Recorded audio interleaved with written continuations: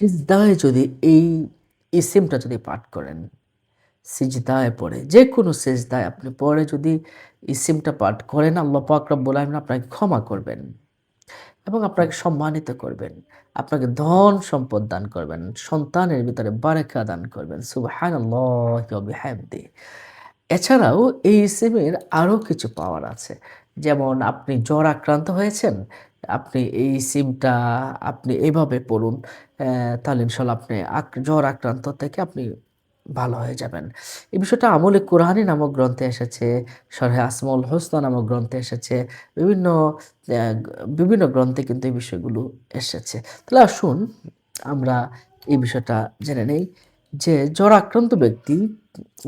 আক্রান্ত ব্যক্তি যদি ৩ বার ইয়া গাফুরু আরবিতে লিখবে। ইয়া গাফুরু আরবিতে লিখে জাফরান কালি দিয়ে লিখলে ভালো হয়। যদি লিখে ধারণ করে শরীরের মাঝে ধারণ করে, এটা হাতে হতে পারে, গলায় হতে পারে বা বাহুতে হতে পারে। হ্যাঁ? লিখে ধারণ করলেন, আপনার জ্বর ভালো হয়ে যাবে।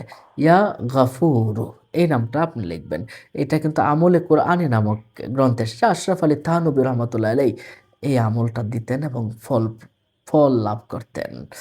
তাহলে জ্বর আক্রান্ত রোগী ৩ বার ইয়া গাফুরু লিখে আরবিতে লিখে যদি ধারণ করে নিজের কাছে রাখে তাহলে জ্বর ভালো হয়ে যাবে। জ্বর ভালো হওয়ার পর এটা খুলে ফেলবেন। আপনি যদি প্রতিদিন নিয়মিতভাবে আপনি যদি পাঠ করেন, প্রতিদিন নিয়মিতভাবে আপনি যদি ইয়া গাফুরু পাঠ করেন, তাহলে আপনার কি হবে?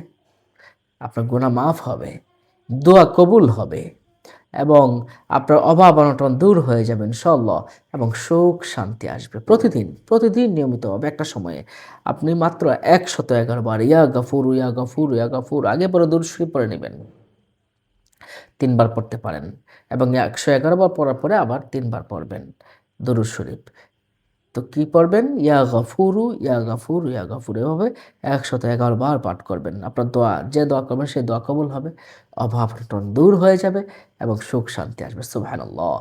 সিজদায় পড়ে যদি আপনি একদম কাতরভাবে যদি চোখের পানিগুলোও ফেলাতে পারেন তাতেও ভালো।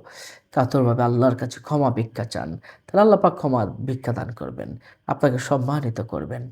ধন সম্পদ এবং সম্পদের বরকত দান করবেন। সন্তান আদি যাদের হয় না তাদেরও সন্তান আদি লাভ করবেন। সুবহানাল্লাহ, সুবহানাল্লাহ। তাহলে সিজদায় পড়ে গিয়ে ইয়া গফুরু, ইয়া গফুরু, ইয়া গফুরু এটা যেকোনো নফল নামাজের সিজদায় বা পৃথক কোনো সিজদায় গিয়ে আপনি পড়তে পারেন। ইয়া গফুরু, ইয়া গফুরু, ইয়া গফুরু।